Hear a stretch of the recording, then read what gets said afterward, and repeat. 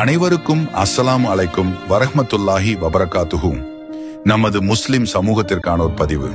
20 நாளே நிரம்பிய பச்சிளம் குழந்தை, உயிரிலும் மேலான எமது தாய்மார்கள், எமது குடும்ப உறவினர்கள் என்று சுமார் 300 ஜனாசாக்களை எரிக்கும் போது எமது முழு சமூகமும் அச்சத்துடன் இறைவனிடம் மன்றாடிக் கொண்டிருந்த வேளை, எமது வாக்குகளை பெற்றுச் சென்ற எமக்காக போராட வேண்டிய பாராளுமன்ற உறுப்பினர்கள் தங்களுடைய அற்ப நலன்களுக்காக கோட்டாபய ராஜபக்ஷவுடன் இணைந்து வாய்மூடி மௌனியாக இருந்தது மாத்திரமன்றி 20வது திருத்தச் சட்ட மூலத்திற்கு வாக்களித்து கோட்டாபய ராஜபக்ஷவினுடைய அதிகாரத்தை இன்னும் கூட்டுவதற்கு வழி செய்தார்கள்.